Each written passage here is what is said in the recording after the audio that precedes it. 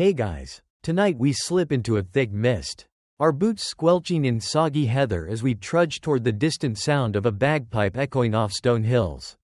Welcome to the brutal, beautiful, and brutally beautiful world of medieval Scotland. The air is sharp with cold, the kind that clings to your bones. And somewhere in the distance, a raven cries, because of course it does.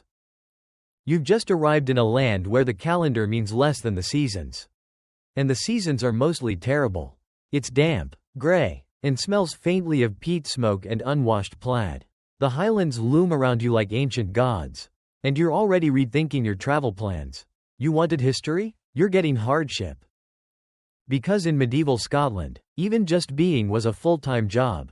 Survival here isn't romantic. It's a mud-streaked slog of midges in summer, frostbite in winter, and questionable oatmeal all year round. You probably won't survive this, by the way, but let's pretend you might. So, before you get comfortable, take a moment to like the video and subscribe, but only if you genuinely enjoy what I do here. And hey, drop your location and local time in the comments. Are you listening from a cozy bed in California? Or a windy flat in Dundee? I'd love to know. Now, dim the lights, maybe turn on a fan for that soft background hum, and let's ease into tonight's journey together. You stand on Scottish soil sometime in the 1200s. Not that you'd know the date, the locals barely care what century it is. Your surroundings are more mud than anything else, punctuated by squat wooden huts with smoke curling out of crooked holes in the thatch. You're likely in *Clachan, a tiny village of maybe 20 souls. And every one of them has a cough, including the babies. The first thing you notice? You're soaked. Doesn't matter that it's technically summer, the rain here follows its own rules.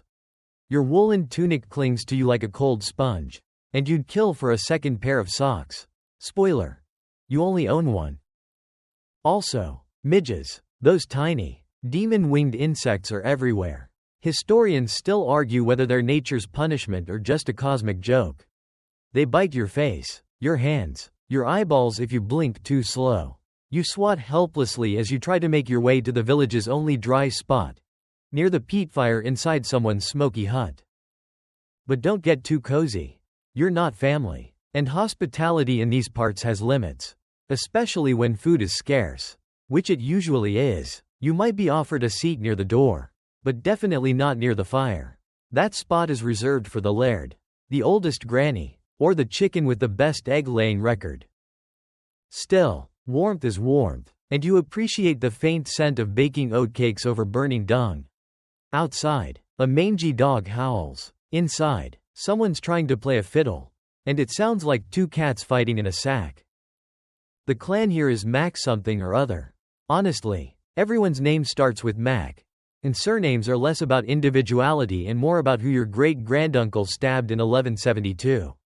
You'll be expected to know these family histories, too, or risk offending someone who believes your ancestor once stole a cow. It's not a very literate society. You don't read about history. You remember it, or your uncle yells it at you across a campfire until it becomes legend. And then there's the land. It's both your cage and your protector. The highlands are stunning in the way cliffs are stunning, beautiful, but utterly unforgiving. Crops barely grow in the thin soil. You live on barley, oats, and whatever livestock hasn't frozen or wandered off. If you're near the coast, you might get fish, but you're probably not near the coast. You're probably eating the same stew for the fourth day in a row and calling it tradition. The landscape keeps out invaders. Sure, but it also keeps you in. Roads are barely more than goat trails. And most villages are self-contained bubbles of gossip, superstition, and fierce loyalty. Outsiders are viewed with suspicion, unless they bring salt or ale, in which case they're tolerated for a few hours. You head to bed on a pile of straw that smells like wet sheep. There's no mattress, just whatever you could stuff into a sack. Maybe some heather, maybe a cat. It's not uncommon to sleep with animals. By the way, not for comfort, but because they're the only source of heat in winter besides snuggling up to your equally cold, equally lice-ridden siblings. And let's be clear, you're covered in lice. Everyone is. Bathing is rare, soap is expensive, and water is too cold to tolerate unless you're being punished. Hair is thick and braided or shaved. depending on the fashion, and full of more wildlife than the surrounding forest. As you drift off to sleep, if you can sleep, you hear wolves howling in the hills. Or maybe it's your stomach. Either way, it's a sound you'll grow used to. Because this is medieval Scotland. You're not a hero. You're not a noble. You're just trying to wake up tomorrow with all your toes still attached. You're born into battle. No, seriously, you're swaddled in wool and dropped into a world where fighting is just what people do. Before you can even walk, someone's already explaining which neighboring clan you're supposed to hate, and why it's absolutely justified. You grow up on stories of revenge, glory, and that one guy who decapitated a rival with a shovel during lambing season. Your earliest lullabies are not about sheep jumping fences. They're about cousins dying in border skirmishes. Clan feuds stretch across generations, twisting into your everyday life like roots in old soil. It's not just history, it's homework. You're expected to know who betrayed whom, which insult went unanswered, and whether your great-aunt's dowry was ever returned. Spoiler: it wasn't. In the Highlands, family is everything, but family is also danger. Because the moment you belong to a clan, you've inherited not just land and language, but blood debts and grudges. Even your name is a liability. If you're a Campbell, a MacDonald might glare at you in the market and, accidentally, spill hot broth on your feet. It's not personal, it's ancestral. Still, childhood has its moments. You run barefoot through the heather, while trying not to step on thistles. Help herd sheep that are smarter than they look. And you probably get into a dozen fistfights before your 10th birthday. That's considered good training. After all, you'll be expected to defend your clan soon enough, and no one wants to raise a coward. There's no such thing as a peaceful upbringing. Even in smaller, less powerful clans, young boys train with wooden swords and practice shouting their war cries. Girls aren't exempt either. Some learn to wield short blades or throw stones with unsettling accuracy. And everyone knows how to gut a fish. You have to start somewhere. Historians still argue whether the clan warfare of this era was more about pride, politics, or sheer boredom. Likely, it was all three. One bad harvest, and someone starts eyeing the neighbor's cattle a little too long. One misplaced insult at a feast, and suddenly two families are throwing spears across a valley. There's not a lot of forgiveness going around. And when a feud begins, it doesn't just fade, it festers. You could be born into a war that started decades before your parents even met. And if you're lucky, you'll get to fight in it before it ends. Spoiler again, it won't end. Training for this lifestyle isn't formal. There's no school for swords. You just follow your older cousins around, watch them practice, and imitate the way they swing their blades or grip a bow. Occasionally, someone loses a finger, and that becomes a teaching moment. You learn fast, or you don't learn long. Your first real fight might come at age 12, maybe younger. You'll be expected to join a cattle raid or a nighttime skirmish. Nothing too big, just enough danger to see if you scream or swing. And even if you do scream, no one will say it out loud. They'll just give you a new nickname that follows you for life. Lamb legs, maybe. Some of the more powerful clans build small fighting schools, teaching tactics alongside combat, but mostly, it's experience that makes the warrior. And that means loss. You will see death before your voice changes. A friend, a brother, maybe your own father. The grief doesn't get processed, it gets absorbed. Like blood into earth, you carry it, and when the time comes, you pass it on. You begin to wear your scars like jewelry. A split lip, a broken nose, a missing tooth, they're all part of the costume. Toughness is a currency, crying is for children, and you stopped being one the moment you could carry a blade. One peculiar tradition that slips through oral history involves tie and fell, a ritual hut built in secret during feud negotiations. Both clans would send young warriors to live together inside for a week, eating the same food, sleeping under the same thatch. The idea? Force understanding. The reality? Sometimes it worked. More often, someone left with a bruised ego and a black eye. By your teenage years, you've probably already sworn loyalty to your clan chief. It's less a ceremony and more a grim expectation. You belong to the group. Individual desires are luxury.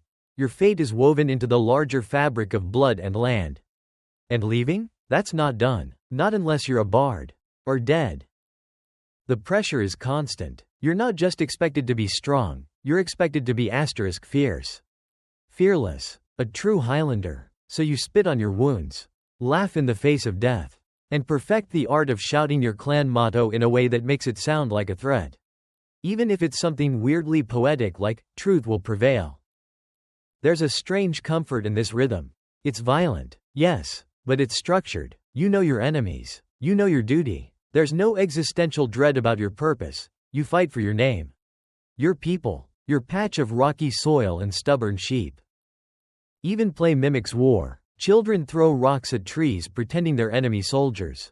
They build tiny forts out of peat blocks. And if you think capture the flag is just a modern invention, think again. Kids in some areas played mock raids with real stakes, like stealing actual chickens from rival villages. If you got caught, you'd spend the night tied to a fence post. Character building stuff. When you finally become an adult, the weight of your name settles on your shoulders like a second cloak. Every decision you make now, who you marry, who you trade with, who you insult, has ripple effects. You're part of a living history that bleeds, sings, and swears loudly. And somewhere, deep down, you kind of love it. The rules are harsh, but clear. You know who you are. You know who you're against. And that clarity, in a brutal world, is its own kind of peace. Winter doesn't come to medieval Scotland. It descends, like a vengeful ghost with cold breath and bad intentions. You wake up one morning in your drafty, thatch-roofed hut, and the inside is colder than the outside. Your breath fogs the air. The water in your wooden cup has frozen. And if you've made the mistake of not sleeping directly on top of your boots, they're now stiff as gravestones. This is not a light dusting of seasonal snow. It's an all-out siege by the elements. The days are short, the nights are long, and everything is wet, cold, and either dying or thinking about it. You trudge outside, wrapped in layers of itchy wool, and still feel like the wind is slicing through your ribs. It's not just cold, it's a kind of punishment. Your food stores are low. You've been pickling and salting and drying things since late summer. But you know it's not enough. Every winter, someone in the village doesn't make it. Maybe the elderly man with the gammy leg. Maybe a newborn who caught a chill. Maybe your cousin, who swore you was fine and then quietly stopped breathing. Historians still argue whether the worst winters came in waves or stayed consistent through the 1200s and 1300s. But one thing's agreed upon: there were a lot of lean seasons. And climate events like the so-called Little Ice Age didn't help. Crops failed, livestock froze, and oatcakes, the humble, indestructible staple, became as much weapon as food. Seriously, you could knock someone out with one. You rely heavily on oats, barley, root vegetables like turnips, and whatever smoked meat you managed to hang in the rafters. But if your summer was dry or your harvest was raided, you might be down to boiled nettles and soup flavored with hope. Salt is precious, spices are mythical, and forget about sugar. That's fantasy stuff. If you're lucky, you live near the coast and can fish through the winter. But fishing in this weather isn't for the faint-hearted. The sea is icy, the wind's brutal, and rowing out into gray, churning water feels more like volunteering for a burial at sea than sourcing dinner. Still, it's better than starving. At night, everyone crowds around the central hearth. Peat smoke chokes the room, and your eyes water constantly. But it's warm, kind of. You press close to your family, siblings, parents, maybe a goat, and wait for the heat to reach your fingertips. It doesn't. Your fingertips are on a long vacation. Huddled in the gloom, you listen to stories. Some are meant to distract, others to warn. Tales of shape-shifting creatures, banshees that wail outside the window, or the Naclavi, a skinless horse demon from the north that brings pestilence with its breath. You'd laugh, except every story is told by someone who swears they knew someone who saw it. There are no candles, just rushlights dipped in animal fat. They stink. Everything stinks. You stink. And there's no fresh air unless someone opens a door, which no one wants to do unless absolutely necessary. So you live in a constant haze of peat, breath, and cabbage. You wear the same clothes for weeks, and your hands crack open from the cold. Your feet, wrapped in leather if you're fortunate, stay damp all day. Chilblains are normal. So are missing toes. People just accept it. Your body is a battlefield. And winter is the siege engine. Personal hygiene? Almost mythical this time of year. Washing with cold water is a kind of masochism. And there's no bathhouse unless you count standing in the river. Which no one is doing in December. You might scrape yourself with a knife to remove grime. But most just smear animal fat over dry skin and hope it helps. Spoiler: it doesn't. One fringe practice, now mostly forgotten, involved stuffing your shirt with dried moss or straw to trap heat. Effective? Marginally. Comfortable? Absolutely not. It's like walking around with a nest on your torso. But warmth trumps dignity every time. And yet, there's a kind of rhythm to it. You know what to expect. You ration your supplies. You check the stores every few days, hoping rats haven't chewed through your grain sacks. You try to keep spirits high. Because despair spreads faster than fire in a peat-roofed hut. Midwinter festivals bring a flicker of joy. Solstice celebrations, remnants of older pagan traditions, involve music, dancing, and the ritual burning of something, usually wood. Sometimes whatever you're angry at. These moments of community are brief but bright. You drink weak ale, sing about summer, and pretend you're not freezing inside your bones. The Kirk frowns on a lot of this. Of course, the Church's influence is strong, and many of your neighbors are caught between old traditions and new doctrines.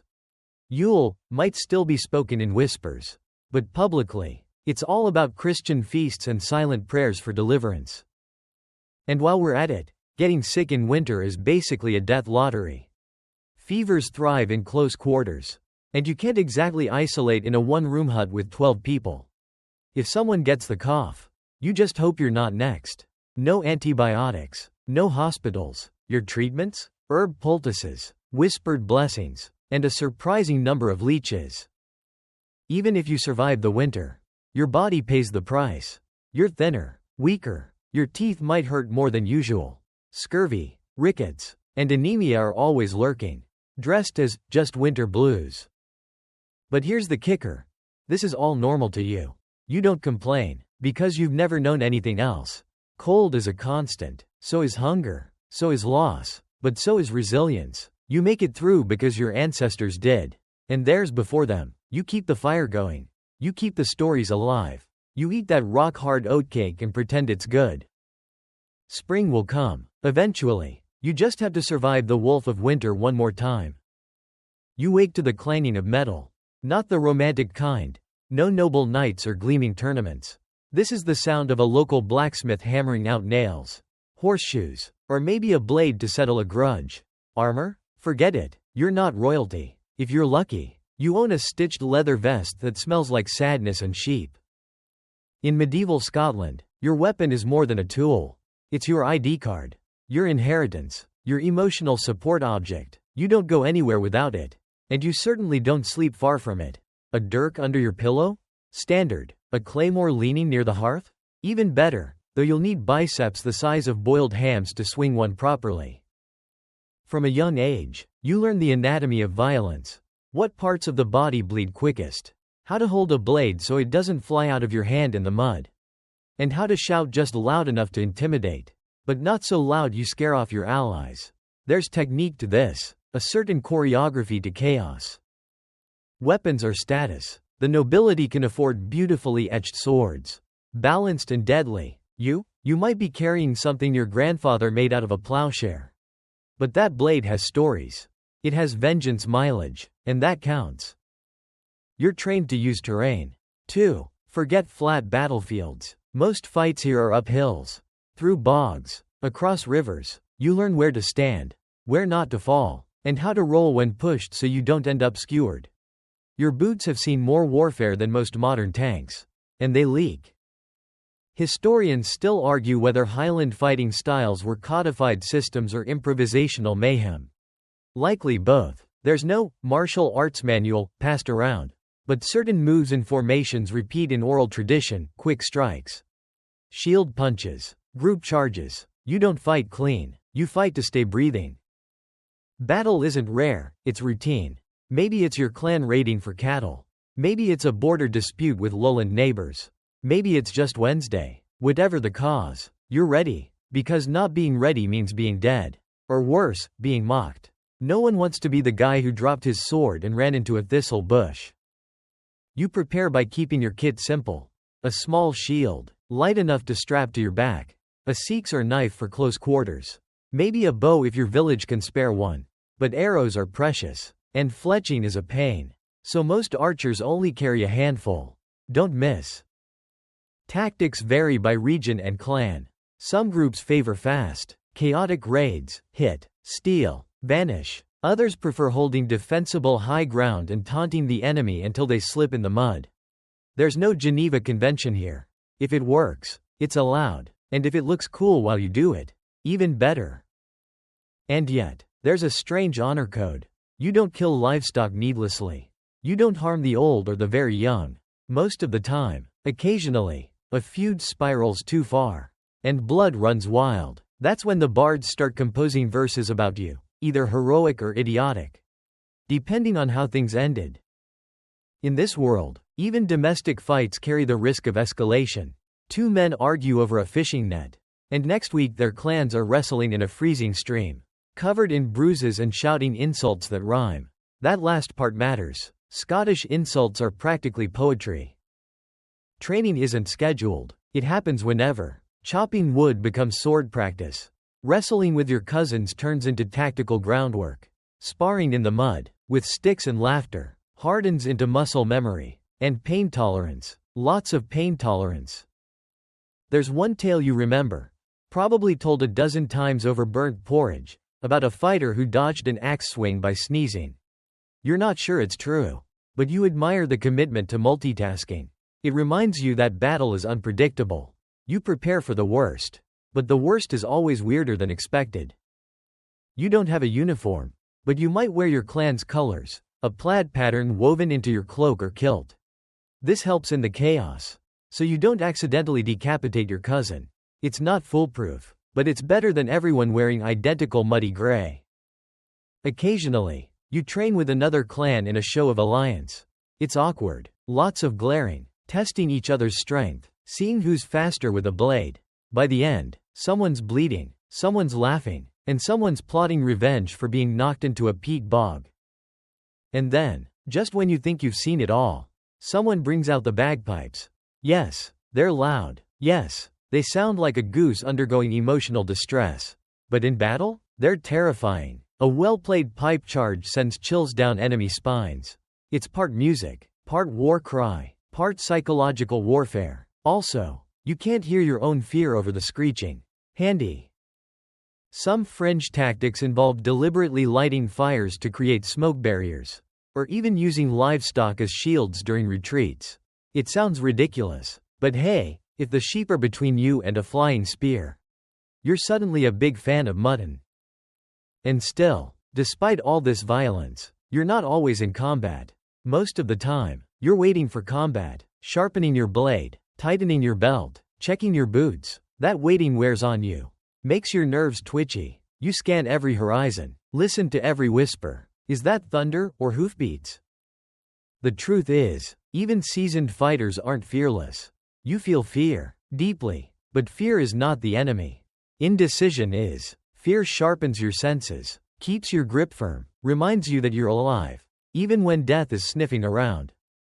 Eventually, the call comes. Maybe a horn, maybe a runner, maybe just the silent knowledge passed around with grim faces and packed gear. You're going to war. Again. You kiss your mother's cheek. Grip your father's hand. Nod to your younger siblings. Trying to look like this is normal. It is, but that doesn't make it less brutal. You step out into the gray dawn, sword on your back, mud sucking at your feet, and wonder, not for the first time, if this will be your last morning. You're not a lord, you're not a noble, you're not even a freeman with land to call your own. You're a serf, or something very close to it, and in medieval Scotland. That means your life is owned by someone else. The land you plow, the hut you sleep in, even your labor, it all belongs to your laird. And the laird? He belongs to someone even bigger.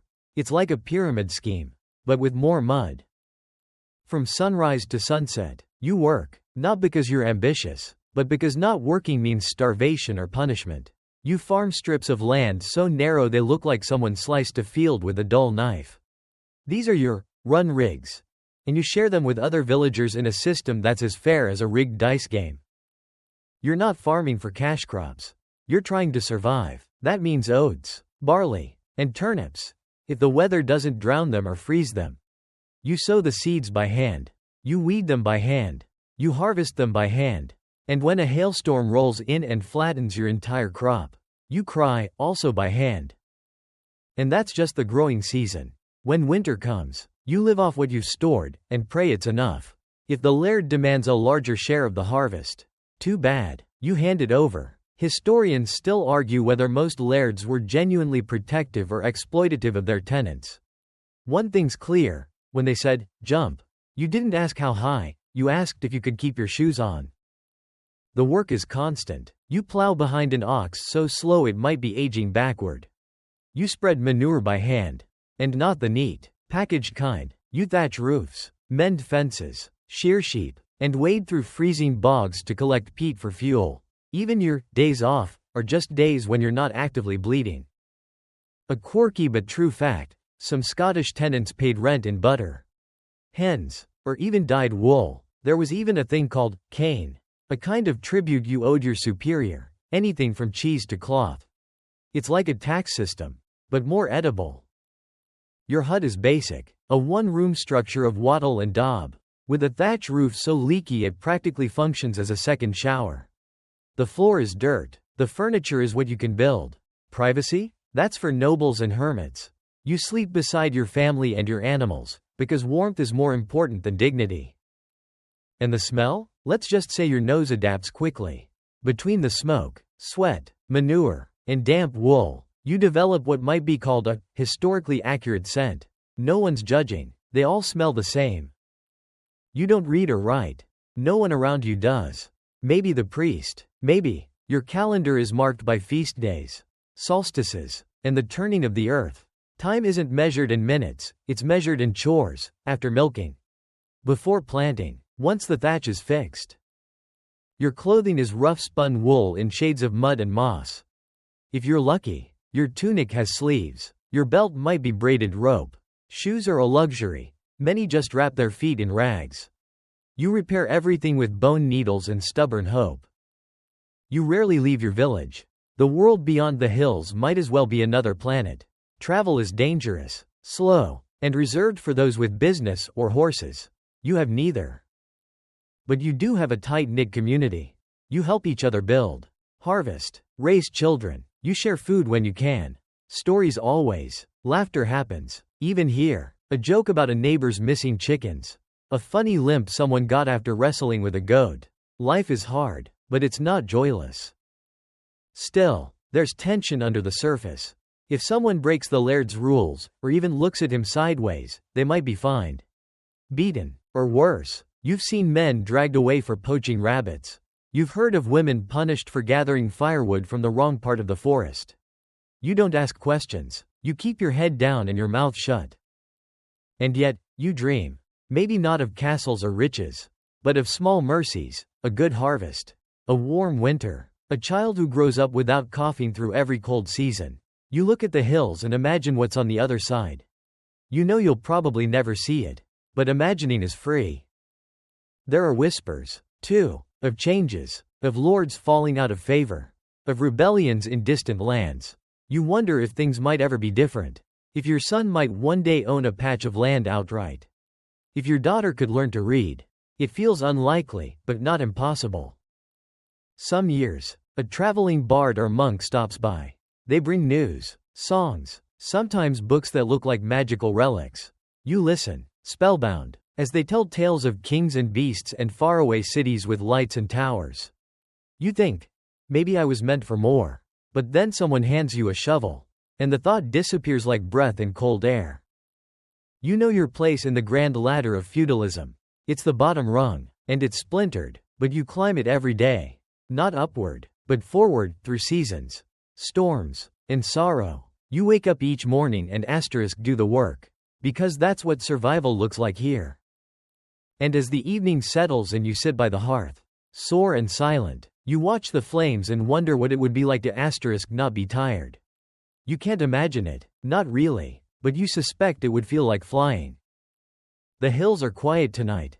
Too quiet. You lie on your straw-filled mattress. Eyes open in the darkness. Ears straining past the snoring of your brother and the wheezing of the cow you all share the room with. Then you hear it. A dull thump in the distance. Then another. Someone's coming. Raids in medieval Scotland are less like military operations and more like very aggressive shopping trips. Neighbors don't knock. They kick down the door, grab your livestock, and maybe light your shed on fire for fun. You've heard of clans traveling miles just to steal a few cows. And if that sounds excessive, it's because cows are basically mobile banks. You scramble out of bed and reach for your dirk. Not that it'll do much against 5 mounted raiders, but it makes you feel less helpless. Everyone else is already moving, your father clutching a pitchfork, your mother stuffing the baby into a basket of oats like it's the family emergency plan. You rush outside into the night air, where fog licks the ground like a prowling ghost. A torch burns down the hill. That's not good. Raiders always burn something asterisk, a roof, a cart, sometimes just a pile of manure for the message. You join a loose knot of villagers forming a shaky defense. No one says anything. What's there to say? This isn't the first time. And it won't be the last.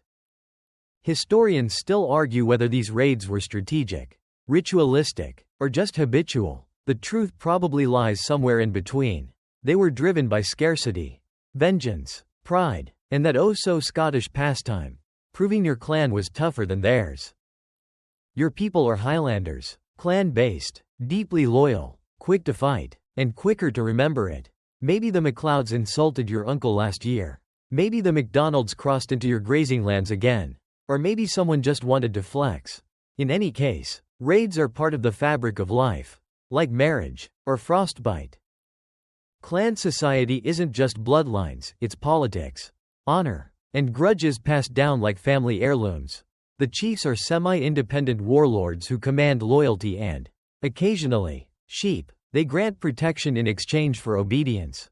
And you show that by following when they call for a raid. You've seen the planning. Men gather in secret, whispering over a slab of smoked meat and flat ale. They talk about routes, timing, defenses. Then they argue about old insults. Forget the plan, and raid anyway. It's not elegant, it's not precise, but it's asterisk very effective. Weapons in a raid are light and fast, short swords, bows, clubs. No one wears full armor, it's too noisy and too slow. You move fast, strike hard, and disappear before the alarm spreads. A successful raid isn't one where you kill, it's one where you steal. Cattle are everything. They're food, wealth, dowries, and bargaining chips. A clan with no cows might as well be extinct. So you protect them fiercely, and when times are tight, you borrow them from your less watchful neighbors. The trick is not getting caught. Or at least, not getting everyone caught. Sometimes, raiding takes on the feel of a grim ritual. There are songs about famous cattle rustlers who outran entire armies. One tale tells of a man who returned from a raid with only *1 hoof, and it was still worth it. Apparently. But tonight, it's your turn to be on the receiving end. The village is under attack, and your instincts have to be faster than your fear. You and your neighbors hold your ground near the main path. The raiders appear suddenly, shadows moving with practiced ease, torchlight glinting off blades. You shout, and so does everyone else. The goal isn't to win. It's to make enough noise and resistance to make it not worth it. You rush one of them with your pitchfork, and he dodges easily, but not before you manage to tear his sleeve. Small victories. A cart goes up in flames. A sheep screams, yes, they can do that, and someone yells that the barn is lost. But then the raiders pull back. They've taken a few animals, scared the village, and proven their point. That's enough, for now. In the aftermath, you count your bruises, a cut on your arm, a wrenched shoulder, a broken wheel on the cart. But you're alive. The house is still standing.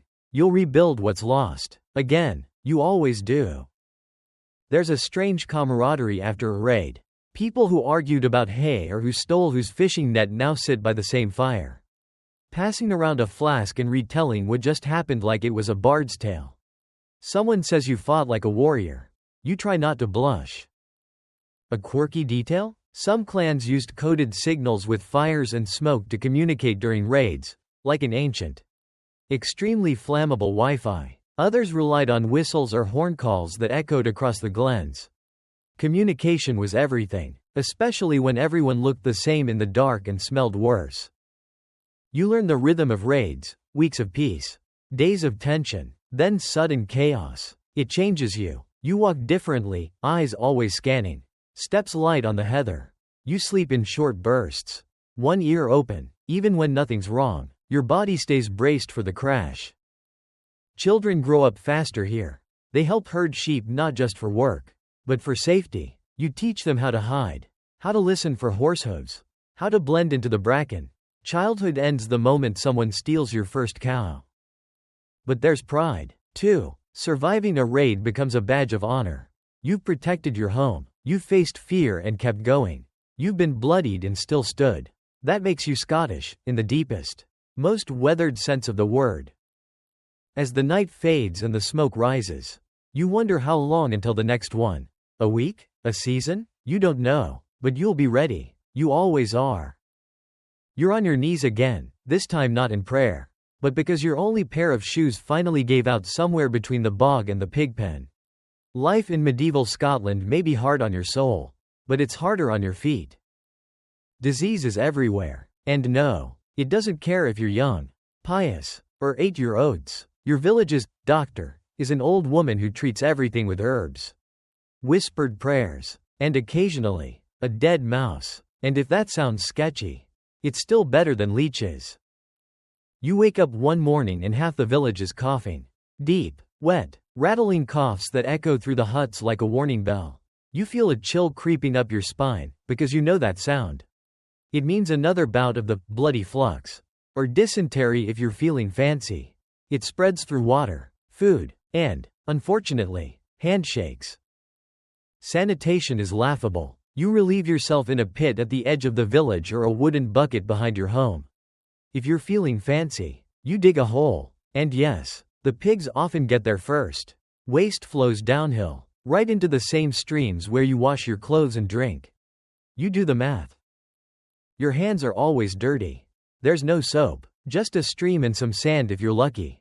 So when little Mairead develops a rash that turns black, you know what's coming. It spreads fast. One by one, children and elders fall to fevers, coughs, and sores. You whisper prayers, but the church says this is divine punishment, likely for sins you didn't know you committed. Like smiling on a Sunday. Historians still argue whether the church's response to medieval disease helped or hindered survival. On one hand, they offered spiritual comfort and basic care. On the other, they discouraged science and told people to flagellate themselves. Mixed reviews. You've seen the plague once, real plague. Black Death. It hit a coastal village to the east a few years back. Carried in by a ship full of sailors and rats. The survivors told stories of swelling boils, black tongues, and bodies piled in carts. You still have nightmares about that. Quarantine? Never heard of it. If someone falls sick, they're either hidden away in their hut or, if they're rich enough, sent to a distant cloister to pray it off. Everyone else? You just keep working and hope. But illness isn't your only medical worry. There are injuries from farm tools, burns from cooking fires, and a surprisingly high number of bites, from animals and people. Infection is a death sentence. There's no penicillin, just honey, garlic, and good intentions. A quirky treatment from the time?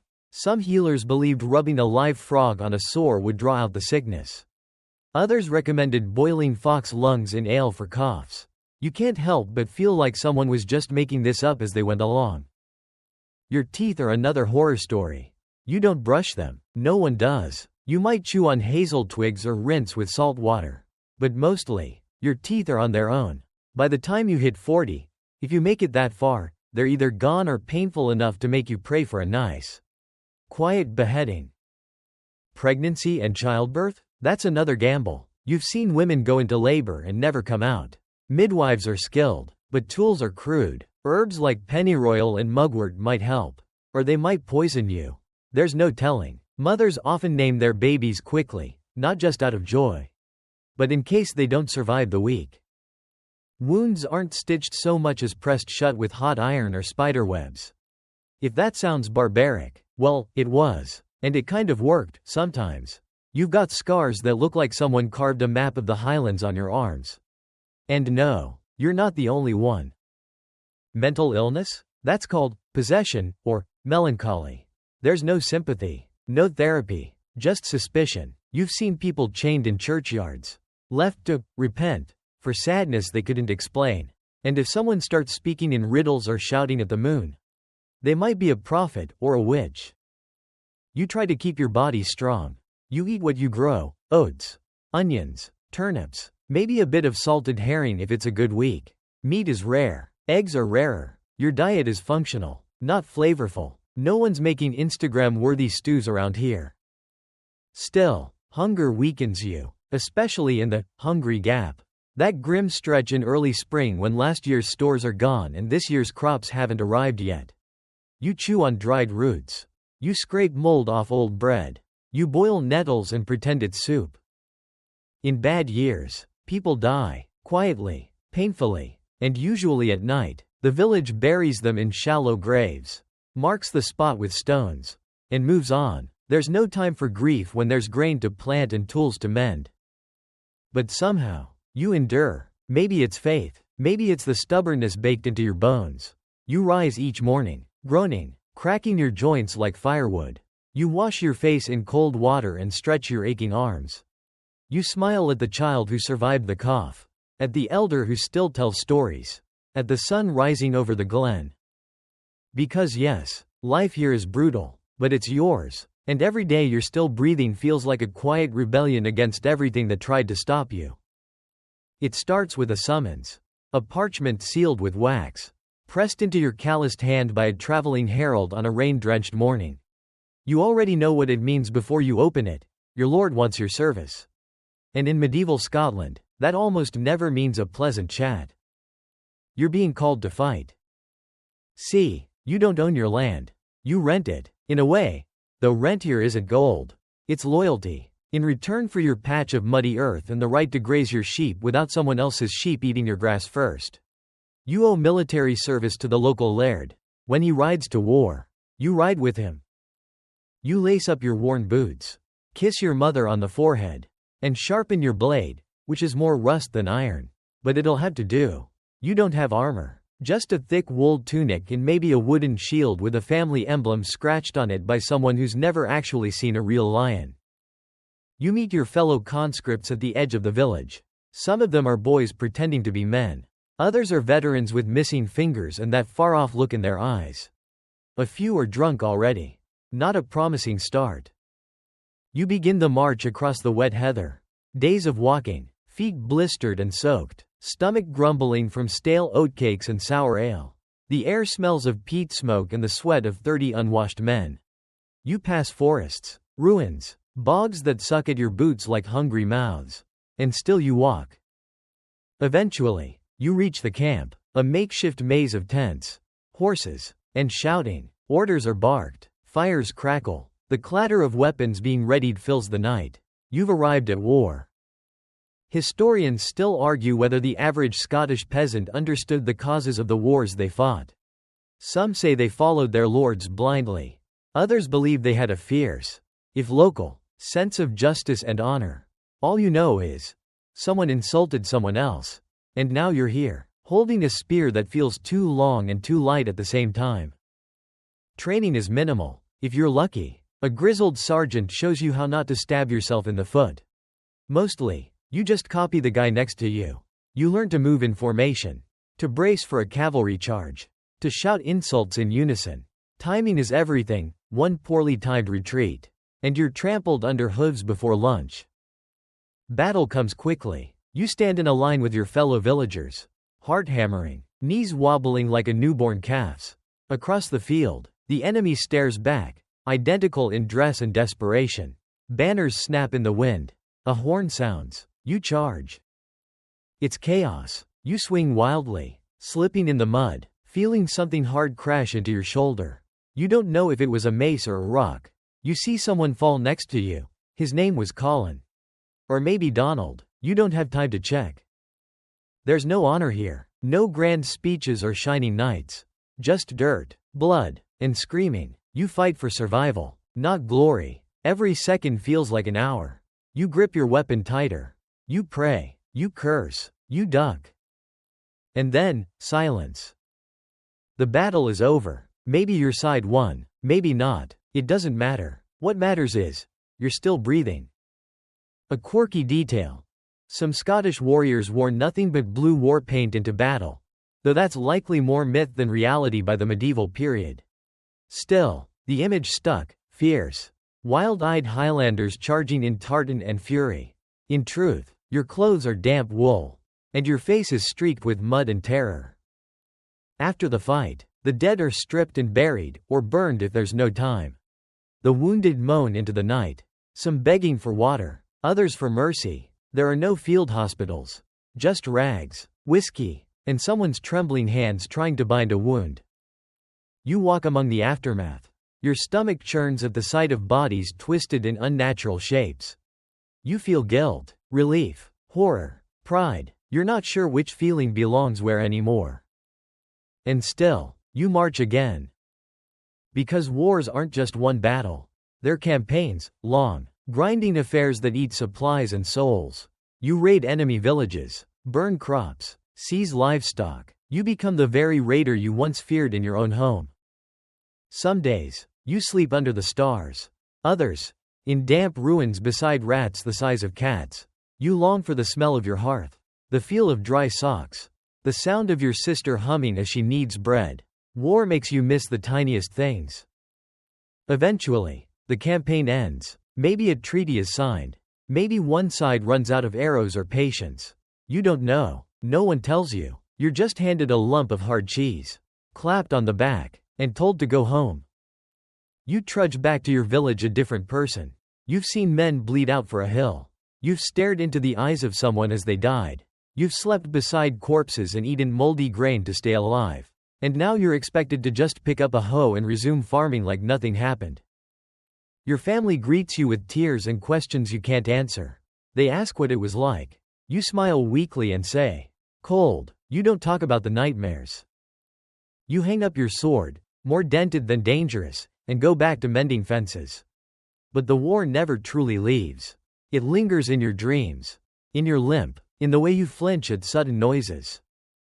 This, too, is part of being a medieval Scot, not just fighting for your clan or your land, but carrying those fights home inside you, every single day. You wake to the smell of wood smoke and wet wool.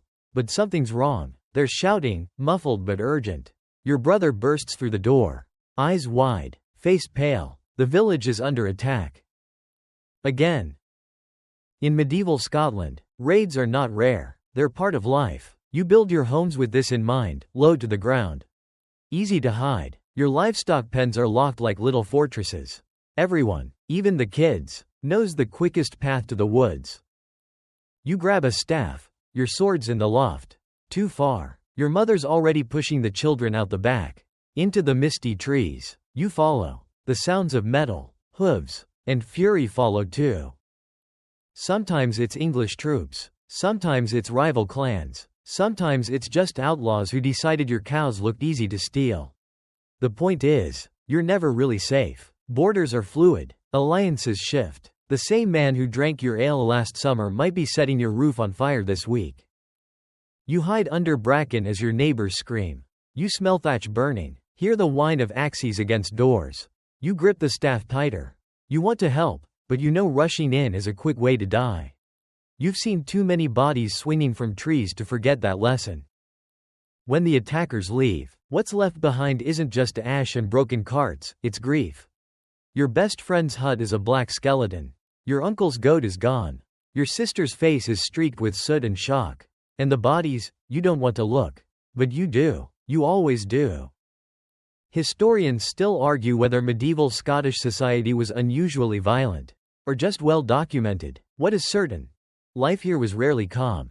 Blood feuds, border skirmishes, and revenge killings were part of the social fabric. If someone wrongs you, takes your land, your cattle, your pride, you don't send a letter. You send your cousins. Clans ran on honor and vengeance. often in equal parts. One insult could echo for generations. A stolen cow might mean 10 dead men. And while the crown occasionally tried to enforce peace, they had their hands full just keeping the nobles from setting fire to each other's castles. You spend the next few days rebuilding, again. It's a routine now. Replace the thatch. Gather the scattered sheep. Dig a new pit for the dead. There's no time for proper funerals. Just a whispered prayer and a few stones to mark the spot. Then you're back in the fields. Because crops wait for no mourning. To prevent future attacks, the village posts sentries, teenagers mostly. Eyes sharp with fear. You set up warning horns and sharpen whatever tools can double as weapons. You sleep in shifts. You teach your little brother how to hide, how to be quiet, how to run without looking back. This is your new normal. A quirky tidbit: in parts of Scotland, they used crannogs, artificial islands built in lochs, as homes or safe retreats. Some were ancient, some were still in use in the medieval era. Imagine building your house in the middle of a lake just to get a little peace at night. You wonder sometimes if the highlands are cursed. The weather, the wars, the endless scraping just to stay alive. But then there's a sunrise, mist curling over the hills like a soft blanket. Deer moving silently through the bracken, the sharp scent of pine and peat. For a moment, the world is silent and whole. And you remember why people fight so hard to keep this land.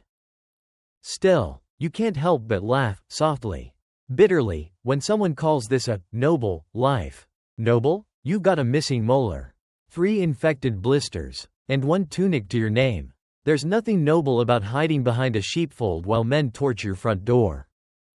Yet somehow, your village endures. You rebuild faster now. You've become efficient in grief. And when word spreads that the raiders are camped nearby, resting and counting their loot, you don't hesitate. You and the other men gather what you have: clubs, knives, old bows with crooked arrows. This time, you raid them. It's messy and loud and dangerous. But it works. You catch them in their sleep, scatter their tents, and chase them into the forest. You get your goats back, well, 2 of them. The third seems happy with its new owners and bolts the other way. You return with more than pride, you return with proof. Proof that you're not just prey. That you can protect what's yours. That maybe, just maybe, next time they'll think twice. You hang bells on your sheep, repair the village gate, and sharpen the traps hidden along the trails. You train the children to whistle a warning. You plant thorns around your grain stores. Paranoia becomes preparedness. There's no police, no emergency number, just you, your family, and whatever grit you can muster between meals. Protection is communal. If one hut burns, everyone feels the heat. You hear stories from travelers about cities far to the south, where guards patrol the streets and disputes are settled in court. It sounds like fantasy. Here, you settle things with fists, blades, or long, bitter silences that stretch for decades. Still, there's a sense of belonging in this chaos. Your people know who they are. You dance hard at weddings, mourn loudly at funerals, and feast with gusto when the harvest is good. Your clan songs carry over hills. Your tartan tells a story. And while the outside world calls you savage, you call it home. You sleep a little lighter now. But you sleep, and when the morning comes, you rise with the same stubborn determination that's kept your ancestors alive for centuries. Because in medieval Scotland, survival isn't just a goal, it's a tradition. The wind rattles the shutters like a ghost trying to come in. And you pull the scratchy blanket tighter around your shoulders. Not that it helps much, your house is a drafty box of timber and turf. And winter in medieval Scotland isn't so much a season as a slow, creeping siege. Your breath fogs in front of you. The fire has burned down to orange coals. But wood is scarce now. You can't waste it, not when snowflakes are already gathering at the threshold. And your stores are lower than you'd like to admit. Welcome to the Scottish winter. You probably won't survive this one, either. Every year, it's a gamble. If your harvest was poor, if your cow died, if a thief got to your food cellar before the frost did, you're in trouble. Winter is long, dark, and merciless. It starts early, ends late, and doesn't care about your plans. The days are short and grim. You wake up in the dark. And you go to bed in the dark. And in between, You trudge through muck, trying to keep your animals alive, your roof from collapsing under snow, and your fingers from freezing. People stay indoors more. That sounds cozy, until you realize how small your house is. One room for everyone, parents, kids, and livestock if it's too cold for them outside. The air smells of sweat, wet wool, stale bread, and manure. You love your family, sure, but being packed in like turnips in a root cellar tests that love hourly. Lice thrive, so do rats, so does mold. You haven't taken a proper bath in weeks, and neither has anyone else. Privacy? That's a concept for nobles and poets. Here, you just angle your body and hope nobody's looking. You make do with what you've preserved: smoked meat, salted fish, dried peas, but even these run low by February. You eat thinner stews. You stretch your grain with bark or ground up ferns. Some folks eat moss, some don't eat at all. Historians still argue whether famines in medieval Scotland were more frequent than in neighboring lands or just more devastating due to isolation and poor infrastructure. What they agree on is that when food ran out, it ran out fast, and help wasn't coming. You've seen the signs before: sunken cheeks, too many funerals, the silence of a village that's too cold and too hungry to laugh.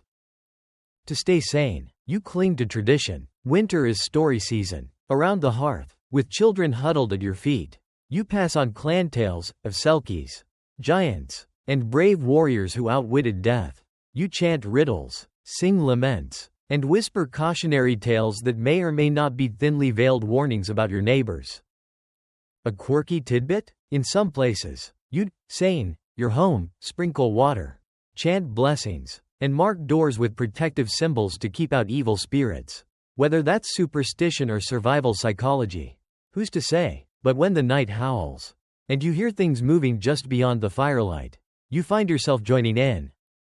Outside, nature is not your friend. Blizzards slam into your hut without warning. Wolves creep close. Snow turns trails into deadly illusions. One wrong step into a drift, and you're buried, your muffled cries fading into the wind. Your animals suffer too. You've lost chickens to the cold, sheep to exposure, and that one pig who escaped and now probably reigns as king of the forest. You try to keep them warm with hay and your own body heat, but there's only so much you can do. And yet, life finds rhythm. The cold slows everything. Arguments quiet. Even raiders stay home. You mend tools, spin wool, carve toys. You prepare for the spring, even if it feels 8,000 years away. Sometimes, someone falls sick. Fever, cough, delirium. Could be a chill, could be the plague, could be nothing, could be everything. There's no doctor, just the village wise woman, who brings a poultice and a prayer. You wait, you hope. You dream of green, of thaw, of dirt under your fingernails and wind on your face that doesn't cut like a blade. Spring becomes more than a season. It's a concept, a promise, a cruel joke. And then, finally, birds, just a few, chirping uncertainly from a bare branch. The snow begins to melt. The mud returns. Hello, old friend. And the world seems to exhale. Not with joy, just relief. You made it, or most of you did. There are gaps around the hearth now. Names you won't speak for a while. But there's also new breath in the air. Your cow survived. Your daughter laughs again. The sun lingers a little longer each day. You step outside, stretch your aching limbs, and look at the sky. It's still gray, still cold, but there's something softer about it now. You survived the winter in medieval Scotland. You always do, until one day, you don't. The mud clings to your boots like it's trying to eat them. You pull one foot free with a squelch that sounds wetter than anything should. Then the other. Rain is coming sideways again, naturally, and your wool cloak soaks it up like bread dipped in broth. Welcome back to the roads of medieval Scotland. Or rather, the vague suggestion of roads. You're traveling today, and that means misery. It doesn't matter whether you're heading to market, to a neighboring village, or to the annual fair 2 valleys over. Just getting from one place to another is a journey of pain, puddles, and probability. Scotland, for all its rugged beauty, isn't exactly famous for its infrastructure in the Middle Ages. There are a few Roman roads still lingering, scarred and ancient, But most of what you walk on is mud paths trodden by cattle and pilgrims. Lined with angry thorns and even angrier geese. Wagons get stuck, horses refuse. And you? You trudge. No surprise, then, that the most reliable form of transport is your own 2 feet. You walk, a lot, sometimes for days, sometimes barefoot when your only shoes finally surrender. If you're lucky, someone with a cart might offer a ride. If you're really lucky, they're not secretly a thief. Most folk don't stray far from home. Why would they? The outside world is full of strangers. And strangers often mean trouble. Foreign accents are suspicious. Fancy clothes even more so. You, with your patched tunic and suspicious gaze, are just the kind of person other travelers avoid. Still, sometimes you have to move. Maybe there's no grain left in your parish. Maybe your cousin's marrying someone from a rival clan, scandalous, but convenient. Or maybe you've heard whispers of work at a noble's manor and want to try your luck. The biggest risk on the road? Other people. Bandits are real and often hungry. They don't twirl mustaches or make speeches. They knock you down, take your bread, and vanish into the bracken. Sometimes, it's worse. Sometimes they don't even want your bread, they want your name. Your clan, your land. Historians still argue whether traveling in medieval Scotland was truly as dangerous as chroniclers suggest. Or whether those tales were cautionary exaggerations told to keep people rooted. But the consensus is clear. Movement was risk. And risk was survival on the edge. The landscape itself fights you. 2. You cross streams swollen with ice melt. Tiptoe over slick stones. And pray not to break an ankle. One twisted leg out here. And you're just meat for the crows. Or wolves. Or the cold. You pass by ruins of something once grand. Probably a tower house torched in a few generations ago. Vines crawl up its blackened stone. And sheep now rule what once housed lords. You don't stop. Everyone knows ruins are full of ghosts. Or worse, desperate squatters who don't want company. And yet, the road isn't all bad. Sometimes you're joined by others, pilgrims, traders, tinkerers. You share stories, maybe some dried meat, maybe a song if your throat isn't too raw from the wind. It's dangerous, yes, but it's also human. And humans crave connection, even when it comes with lice and suspicious side glances. A quirky tidbit? Some travelers used pilgrim badges, cheap tin pins shaped like saints or relics, to prove they'd made a journey. They also acted as sort of medieval passports, suggesting you were protected by holy purpose. Whether it worked depended entirely on who you ran into. You reach a tiny bridge, rickety and clinging to the rocks like a drunk goat. You cross anyway, because the river is too cold to swim. Your heart thuds, the wood groans, but you make it. Eventually, you see smoke in the distance, friendly smoke. Not the village is burning kind. That's your destination. You've arrived, exhausted, soaked, and probably missing a toe. But alive. They greet you like a long-lost relative. You're fed, given a spot near the hearth, and told what's new. A cow gave birth to twins. Someone's daughter ran off with a bard. And the ale's sour but still better than the water. It's strange, this rhythm, how hardship becomes routine, how you endure it not because it's noble, but because there's no alternative. You walk through the worst and hope for the best. That's the traveler's prayer. No parchment, no map, just legs, guts, and maybe a rusty dagger for emergencies. You rest that night beneath a roof that doesn't leak much. Beside people who share your language and suspicions. You're not home, but you're among kin. That's enough.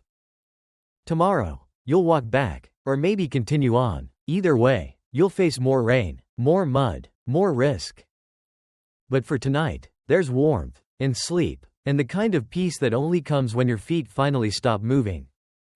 You wake to the sound of hooves on damp earth and shouting that means trouble. Not battlefield trouble, worse. It's tax collection day. Your gut knots. There's no escaping it. The Lord's men have arrived, cloaked in chainmail and smugness, demanding their cut of everything you've managed to scrape together since the last time they came knocking. You step outside, clutching a meager pouch of barley and a salted fish or two. Trying not to look guilty.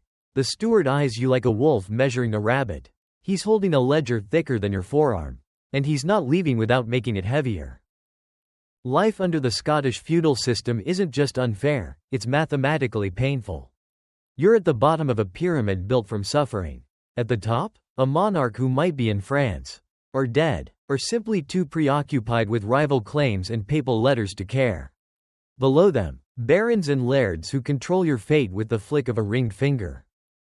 You, a peasant, owe rent for your plot of land, a portion of your harvest, and labor dues, basically.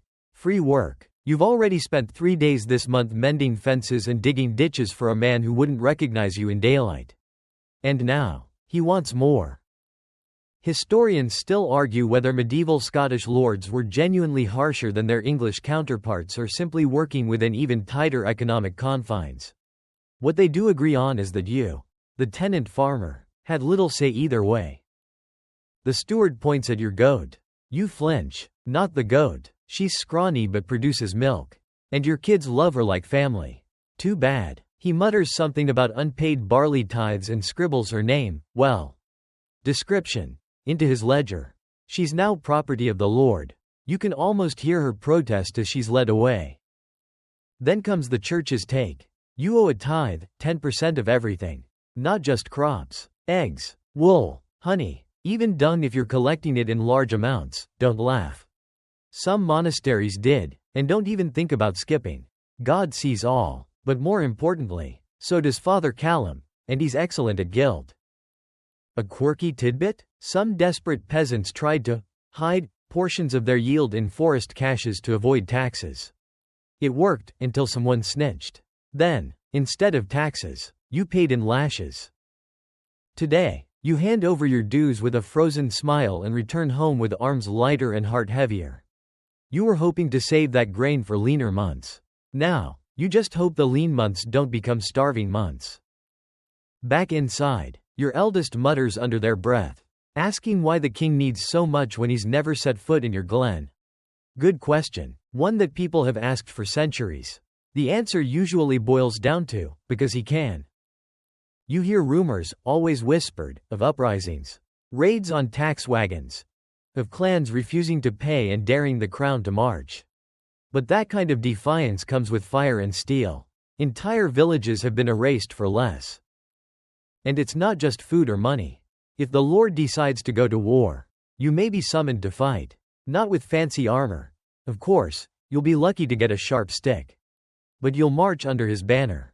Bleed for his feud. And if you survive, return to find your fields overrun with weeds and your home raided in your absence. You try not to think about that. You focus on surviving this day. This moment. You patch the roof. You mend your daughter's shoes. You kneel and offer a prayer, half habit, half hope, to a saint whose name you don't fully remember. By evening, the steward and his men are gone. Their cart heavier. Their jokes louder. You sit by the hearth and count what's left. It's not enough. It never is. Yet somehow, you endure. Everyone does. Or tries to. You trade what you can. You learn to stretch flour with wild roots. To tan hides for extra coin.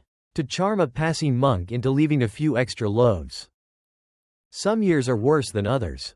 Famine years. Plague years. But even in the good ones, the system squeezes you until you wheeze. Still, there are cracks in the armor of power. A noble might die childless. And his lands get contested. A bishop gets caught with a mistress and loses influence. A tax collector is mysteriously ambushed on the road. You hear these tales and smile, not because they change anything, but because they remind you, even kings fall. Eventually. Tonight, you share a supper of stale bread and boiled roots with your family. It's not much, but it's yours. For now, you joke about how next year, you'll hide the goat under the floorboards. They laugh. It feels good, even if you all know it wouldn't work. In medieval Scotland, you don't own land. Land owns you. And the only way to keep it is to keep giving, until there's nothing left but your name. You've just buried your aunt, or at least, the part of her the wolves left behind. The ground is hard, the grave shallow, and there's no headstone, only a rounded rock and a muttered prayer. That's medieval death in Scotland, brutal, brief, and rarely accompanied by ceremony. Now comes the part that truly disturbs you, making sure her possessions. However few, are redistributed before someone else claims them. One cousin's already eyeing the hearth kettle like it's a prize boar. You can't blame him. In this world, every spoon matters. You'd think death would be the final piece. But in Scotland, it's more of a beginning. Because what happens to your body, and what could happen to it, depends entirely on where you fall on the social ladder. And how much coin is in your purse at the moment you breathe your last. For the lowliest serfs, burial is functional. A quick dig near the edge of a churchyard if you're lucky. Or on unconsecrated ground if you're not. No coffin, just a winding sheet, if there's enough cloth. And prayers? Depends if the priest is sober. Or even present. But if you're a noble, or at least a minor landholder, you might secure a spot inside the stone walls of a kirk. Under the floor, even, close to God, closer to status. Your remains get fancier treatment, embalming with spices. Perhaps, though some of those herbs were more about masking the smell than any real preservation. Historians still argue whether embalming was truly common in medieval Scotland, or whether accounts exaggerate the practice among elites. What's certain is that decay waits for no man, and a warm summer day could turn a high-born wake into a gag-worthy ordeal. Then there are the bodies that never make it to a grave. Soldiers strewn across heather-clad hills. Bandits rotting in trees as a warning. Witches, alleged or real, burned to ash. Plague victims thrown into mass pits. Their names never recorded. No eulogy. No dignity. And it gets darker. Have you ever heard of a sinew man? These were grave robbers, often employed by surgeons or apothecaries desperate to study the human body. Illegal, of course. But all too common. Your aunt's bones? If she'd lived near a university town, they might have ended up boiled in a cauldron and labeled for anatomy lectures. Sleep tight. A quirky tidbit? Some Scots placed stones or iron nails in the mouths of corpses to prevent them from returning as revenants, restless dead who could rise and harm the living. Not exactly a bedtime tale. But then again, neither is this entire era. Your aunt didn't get that treatment. She was poor, unimportant, and not suspected of vampirism. Just old, bent, and unlucky to have stepped outside during a wolf's lean season. Still, you wonder, where do we go when we die? In a world where even burial is uncertain. The priests speak of heaven. But you've seen those same priests charge silver just to bless a casket.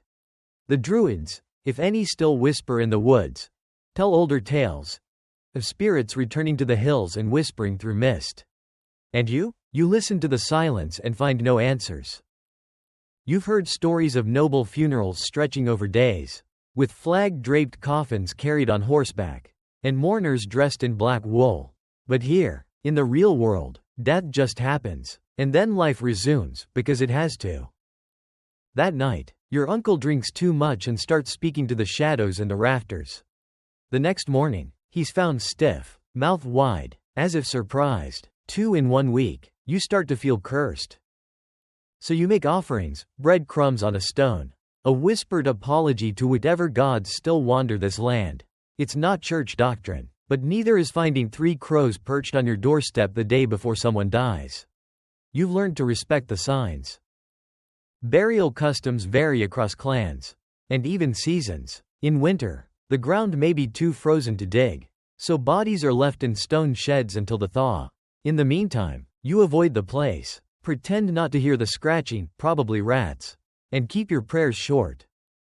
When plague rolls through, as it does now and then, custom collapses altogether. People vanish into mass graves. Whole villages are abandoned. Doors are marked with crude symbols. Death becomes a fog, lingering in every corner. Even the priests retreat. You sometimes imagine your own death. Not because you're morbid, but because in this world, planning for it is the only luxury most people have. What would they say about you? Would they bury you with your belt knife? Would they even remember where? For the fortunate few, legacies are carved in stone. For the rest, they're scattered with the wind, or gnawed by dogs. As you stand beside your aunt's crude grave marker, you whisper her name, just in case no one else does. You tuck a dried flower into a crack in the stone. It won't last long, but maybe that's the point. Even in brutal times, grief finds its voice. You wake to the sound of something dragging in the brush. Not a wolf this time, thankfully, but a man. Half-starved, soaked, and missing 2 fingers. He collapses just inside your fence, muttering one word, clan. You know better than to ask questions. You bring him water, and eventually, a name trickles out, McDonald. You stiffen. That clan raided your village last spring. But here's the catch. He's kin. A cousin, distantly, through your mother's side, and in medieval Scotland, blood matters more than anything else. Clan life is the lifeline and the chokehold wrapped in one tartan shroud. You don't really belong to a clan. You are the clan. Its glories are your glories. Its feuds, your burdens. Its enemies, your own, even if you've never met them. In theory, clan culture offers protection. You're never alone. If someone steals your cow, the clan will avenge it. If someone kills your brother, they'll demand blood in return. But in practice, it's complicated, especially when you're just a tenant scraping by, and the chief lives in a fortified tower miles away, eating beef from silver plates while you boil roots in a cracked pot. Historians still argue whether clans operated more like extended families or miniature kingdoms. Probably both. What's clear is that your last name could save your life, or shorten it. Take feuds. They're not just angry arguments. They're inherited wars, passed from father to son like swords and grudges. You grow up learning who to trust, who to avoid, and who must never, under any circumstance, be allowed into your home, even if they're bleeding to death. And then there's the asterisk cardias, the alliances. Some are sealed with marriages, others, with hand fastings and pacts sworn in blood. You once saw 2 men slice their palms open and clasp hands, sealing a bond between your clan and another. It was dramatic, sure, but also legally binding, at least in your world. A quirky tidbit? Some Scottish clans used elaborate tartan patterns to mark their identity. But many historians believe this clan tartan tradition didn't actually emerge until the 18th century. In the 1300s, you might wear a checked wool cloak, but the color was more about dye access than tribal branding. Sorry, modern kilt lovers. Back in your hut, the MacDonald cousin, Callum, he finally reveals, is recovering. You're torn. He's technically family, but he also burned your neighbor's barn last year. You said some things, swore some oaths. He probably did too. But your grandmother once told you, even the worst cousin is still your cousin. And so, you feed him broth and tell your children not to ask why he has a dagger tucked in his boot. The next day, you hear rumors. The McGregors have moved into the valley. Your clan has bad blood with them, something about a stolen bull and a broken marriage contract. 2 generations ago. It doesn't matter. What matters is that someone will die. And soon. You're summoned to the meeting hill that night. Fires flicker. Men gather. Some are sober. Some aren't. All are armed. The chief's son speaks first, loud. Brash. Full of rage. He wants vengeance. Your cousin Callum, miraculously present and now walking with a limp, says nothing. You know how this ends. It always ends in fire and blade. You go because not going is worse. Refuse to back your kin, and you'll be cast out. Maybe even killed. Honor isn't optional, it's survival. That week, you help build a makeshift watchtower near the pass. Your neighbor sharpens pikes. The women reinforce doorframes and hide the grain beneath the floorboards. You can feel the tension hanging like mist over the glen. Then, in the middle of the night, a warning horn wails. You grab your child, your axe, your pouch of salt for luck. Outside, chaos. The raid lasts only minutes, but it leaves a mark. 2 huts burned, 1 boy dead, 1 girl missing. Callum is gone. Again, you never find out if he left voluntarily or was dragged.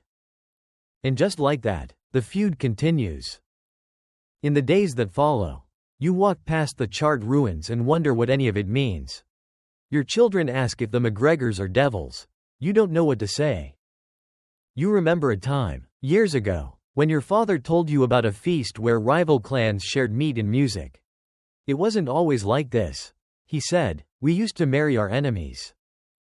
You wonder if that world is gone forever. Then, just when life starts to settle, a herald arrives. The king, yes, that king, the one whose taxes you paid, is calling all clans to submit oaths of loyalty.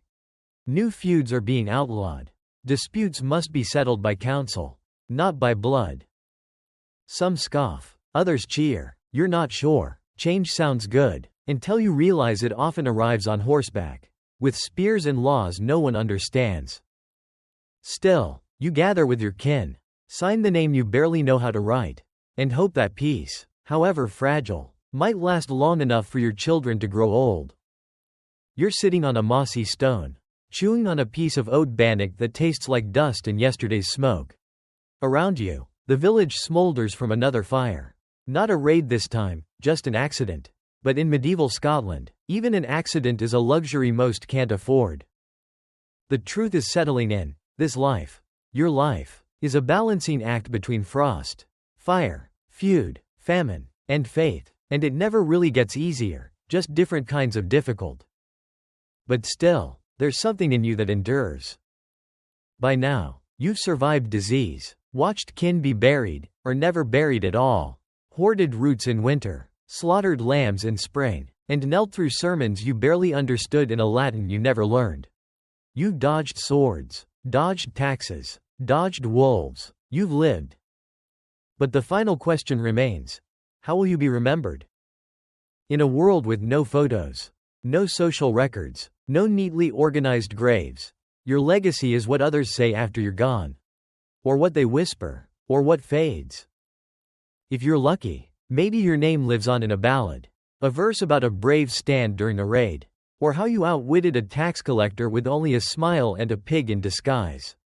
Highly unlikely, but hey, people have been remembered for less. More likely, you're woven into a story told by your grandchildren on stormy nights. Granny once held off a thief with a broom. They'll say, Granda knew how to brew heather beer that'd knock out a cow. Even kings fade, of course. Their castles crumble, their bones get misfiled in cathedrals. Historians still argue whether King Macbeth was a tyrant or a reformer. And whether his reign was better than Shakespeare's version lets on. It doesn't really matter now. Does it? He's dust too. But you are real. And your daily labor, your stubborn breath, your soft lullabies in smoky huts, all of that mattered. It kept your people alive. And let's be honest, there's a strange pride in enduring a time so brutal that most people reading about it today can't even picture what daily survival felt like. A quirky footnote? Some villagers believed that putting a sprig of rowan in the thatch would protect your home from evil spirits and lightning. Did it work? Who knows, but your roof's still standing. And your soul? It's weathered. You'll probably never be praised by bards, or carved into stone, or remembered beyond your clan. But none of that was ever the point. Because in medieval Scotland, legacy isn't glory, it's continuity. Your daughter wears the brooch you once bartered from a traveling smith. Your son plants beans in the same crooked furrow you taught him to plow. And your bones, when they finally rest, will be part of the soil that raised them.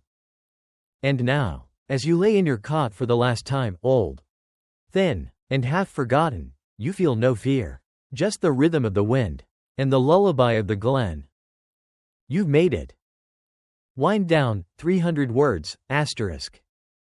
The air grows cooler, and the harsh clang of blades and shouting fades, replaced by the hush of wind through tall grass and the distant call of an owl. The village sleeps now, the hearth embers glow soft red. You're wrapped in a wool blanket that smells of peat smoke and earth. You've done enough for today. For a lifetime. And though your hands are rough, your breath is slow, there's nothing more to prove. No debts left unpaid, just quiet, just stillness. Let your mind drift like mist over the loch, slow and curling, as the images of harsh winters and smoky feasts blur into the simple comfort of knowing you survived it all. Your legacy lives in stories whispered around fires, in the worn patterns of footsteps along muddy paths, in the faded memory of laughter carried by wind. There's no need for great deeds or famous tombs. Just a little peace at the end of a long, hard life. So rest now. Let go of the weight of your sword, the burden of your clan, the ache in your back. You've earned your place in the long line of stubborn hearts who came before. And who will follow. And as the stars settle overhead and the night deepens, know this. You mattered. You always did. Now sleep.